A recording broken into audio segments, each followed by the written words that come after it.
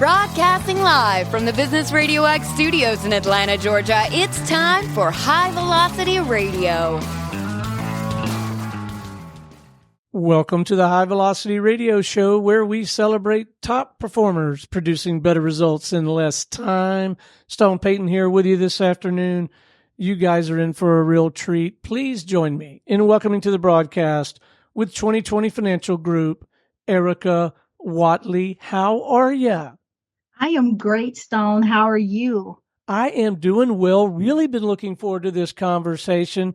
Got a ton of questions, Erica. We probably won't get to them all, but I would love it if you could just kind of share an overview with us briefly. Mission, purpose. What are you and your team really out there trying to do for folks? So we are trying to save people on their taxes in everyday life, whether that's business or personal. We're a full service accounting firm, so we provide everything from your annual tax preparation to monthly accounting services, as well as CFO services. So CFO services, that kind of caught my eye as I was reading through my notes earlier today. What would be an example of things that a CFO might do for your client? So we help analyze the financial data. So we're looking at your patterns, your risk, your opportunities. We make sure that your analysis aligns with the company's operational processes. And we also set up a lot of growth strategies and sessions to make sure the business owner is making informed decisions, whether it's cash flow, growth initiatives, or just improving profitability. I would think that would not only be really important in the day-to-day running of a business, but also if an owner is kind of in the early stages of preparing for their exit, maybe they're a few years out, to have someone like you come in and get those ducks in a row, as it were. That's probably a very important step, isn't it? It is. It is very important. So what is the backstory? How did you get into this line of work? So I've always been interested in numbers. I remember I was about 8 years old, went with my mother to H&R Block. And I was just watching a guy, and I remember asking him, do you have to go to school to do this? And he was like, yes. And I remember every tax season, I would go with my mom to the library and I would pick up the tax booklets. I'm kind of telling my age, but back then you could go into the library, pick up the little book and do your taxes by hand. And I would just flip through it and play around with the numbers and what was in the book. And I just built from there. I started as just tax preparation, went to school and grew it. It was my purpose and my passion. Well, I can tell. I can hear it in your voice. So I have a nephew in the financial services arena, the wealth building arena, and he mentioned the other day that sometimes he feels like it's almost, especially if he's working with a couple or partners, whether they're a married couple or not, business partners, that it's sometimes it's almost like therapy. Like, do you ever consider yourself like doing financial therapy? 1,000%. 1,000%. A lot of my clients have even told me, okay, you're my financial therapist. Because when you're working with numbers, you're looking at not just emotional, but also psychological and how that affects the decision making. It's just like sitting in a regular therapist's office and just laying everything out. We help you to get a bigger picture. And yes, he is definitely a financial therapist, especially working with wealth management. Well, it sounds like it would be incredibly rewarding work. What's the most fun about it at this point in your career? What do you enjoy the most? Seeing the light bulb go off for business owners, seeing them finally understand why they were making the decisions they made previously and how those decisions can help them or harm them in their business. Making sure that the decision maker or the business owner understands how their vision needs to tie to their actions. That for me, once that clicks, it's like, okay, we're over the financial trauma. We're not making impulse decisions. We're not making decisions based on anxiety. At that point, I know we're where we're supposed to be, and I'm doing exactly what I was put here to do. So I'm probably not very quick to admit it, and I am a business owner. I own 40% of the Business Radio X network. I own 100% of one of our studios, and I would like to think that it's not true, but I got to believe it is. Uh, a lot of my decisions, period, maybe, but certainly financial decisions, certainly they must have an emotional component to them, huh? Absolutely. Absolutely. I tell everyone money isn't just the numbers. It's deeply, deeply personal, whether it's a business account or a personal account. And it's tied to emotions like your security, or if you're fearful, or your confidence in the decision that you're making. Once you can understand the decisions, it kind of helps pull back the anxiety, and you can think through, why do I need to do this? How does it help my business long term? Or would this even be needed long term? All right, so let's dive into the work a little bit, and you may want to share a specific use case, or if you want to use Stone and Business Radio X, or Stone and Cherokee Business Radio as a use case. Like, how does the relationship begin, and what are we sitting down and just having a conversation? Walk us through the actual work a little bit. So with me, when I first am introduced to a client, I don't 100% jump into the numbers. I get to know the business owner as well as getting to know the business. I let everyone know my role is to provide clarity. I want to make sense of everything that you have going on. I want you to feel safe. I want you to feel seen. And once we get past that point, we can then start discussing numbers. My favorite saying is, everything is fixable. Most business owners come to me when they feel like things are chaotic, or they can't make sense of it, or I don't know what my next steps are. Once we establish that relationship, once I understand what your goals are, we then start putting all the pieces together to build you a roadmap. That roadmap is going to connect your day-to-day financial decisions with your overarching goals for your business. And we start working from there. So what's becoming abundantly clear for me through the course of this conversation, I got to confess, I think I've, before going into this conversation, sort of framed in my own mind your work is highly transactional. And the more I'm hearing, the more grounded in relationship and trust. It would have to be to work with you in that way. And you're talking about my money and the emotions that are, relationship is an incredibly important part of your work, isn't it? 1000%. At this point, I am now your spouse. When we start working together, I am your spouse. We are not going to hide anything from each other. We're going to be transparent. We're going to be open. And we're going to say, hey, if you do this, you're going to mess up. This could ruin our relationship. And it's just that comfort. It's the comfort that lets you know, hey, I really have someone in my corner that has been down this road. They have seen others go down this road, and they're comfortable. I trust them, and they understand me. That empathy and that genuine concern, and taking the time to get to know them and build the trust. Well, thank you for that awakening, Erica. You're welcome.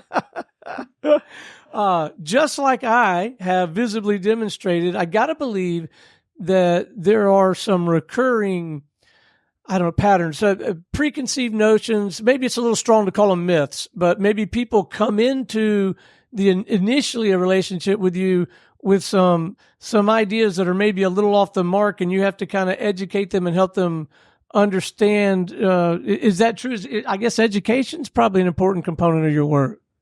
Education is very, very important.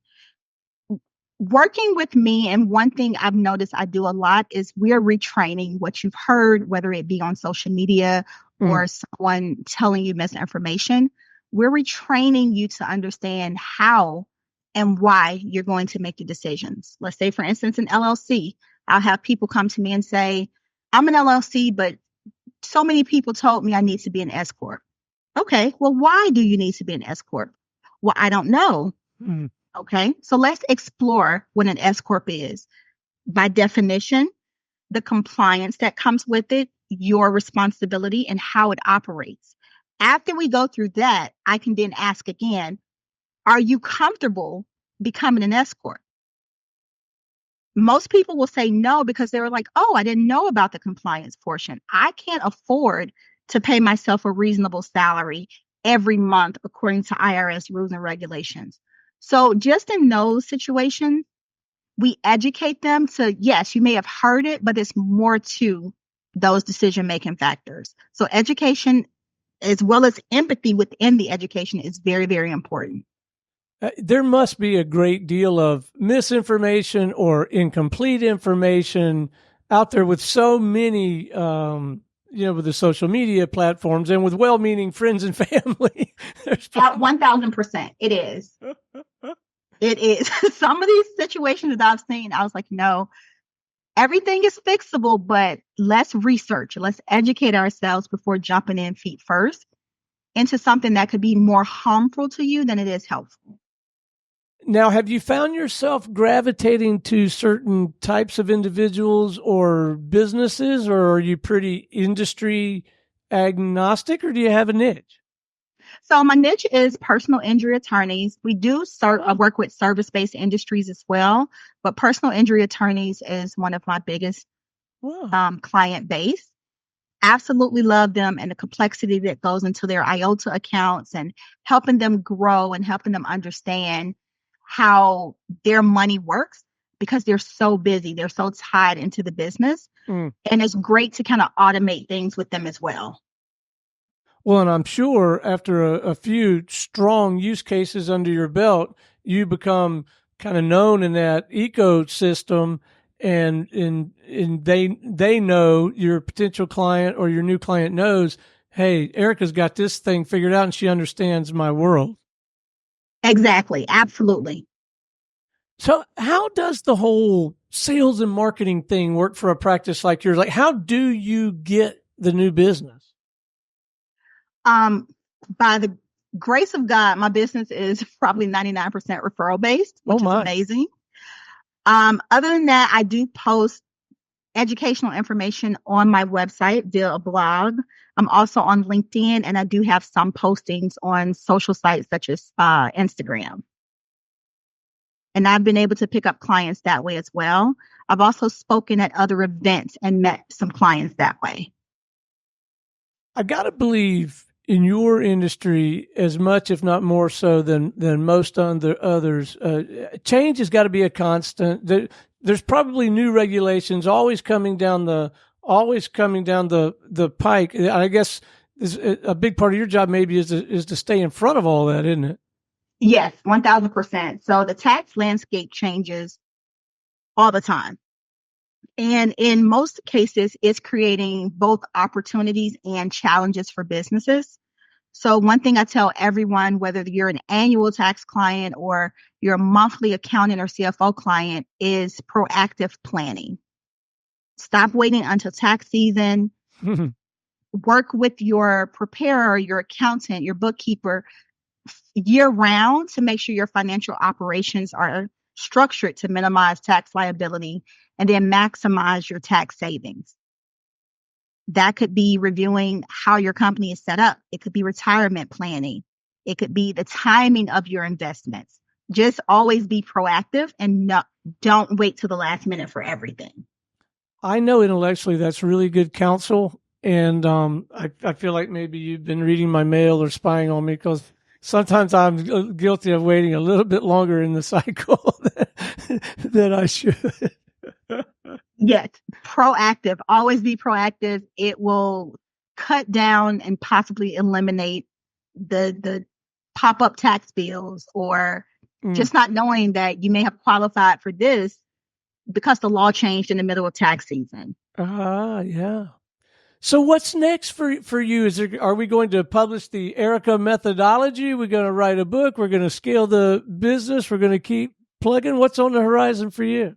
So we are working on scaling to be able to take on more clients and onboarding. And a part of that is quarterly. I will start getting on a Zoom and just teaching what's going on in the financial industry. How can you save money? What are we seeing? How to prepare, making sure your books and your numbers are in order.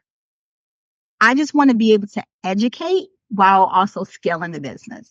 Yeah. Well, congratulations on the momentum. It sounds like you're getting a lot done quickly, and look forward to following your story. I got to know, and I don't know when or how you'd find the time, but when you're not doing this, interests, pursuits, hobbies outside the scope of the work we're talking about, anything you kind of nerd out about that lets you step away for a little bit and recharge? I will say to help me recharge is probably just going to be reading, just a Mm. quiet corner of reading, or just being out in nature, walking, or just sitting by the river or a lake, or especially the beach. Ah, It helps me decompress 100%. yeah. Back to therapy, right? That's good therapy. Exactly. Back to therapy. But no, doing that, I've come to believe, and I've been an entrepreneur for several years, that when you do that, you do recharge and you come back that much better equipped to genuinely serve your clients, don't you? I do. And the clarity that comes from it also helps me with just more ideas for the business or for my client's business or things that they can do to incorporate in their business for growth. Yeah. Yeah. So it's very important to decompress. All right, before we wrap, I'd love to leave our listeners with a couple of actionable pro tips, if we could, something to be thinking about, doing, not doing, reading. Let's leave them with a little something to chew on. But hey, and listen, gang, the number one pro tip is reach out and have a conversation with Erica or somebody on her team. But to tide them over between now and then, Erica, let's leave them with a little something. Okay. So I would say today, October 15th, is actually the tax extension deadline. If you have already filed your tax returns and everything is ready and complete for 2023, start prepping for 2024. That's things such as seeing if your W-4 withholdings are accurate with your employer, making sure if you're a business owner, all of your books and income and expenses are up to date. If you have employees reviewing their reviewing your W-2s, just making sure everything is up to date for the employees, their home address, their email address. So at year end, they can receive their W-2 or 1099 forms, making sure you have all required information for any contractors that work for you.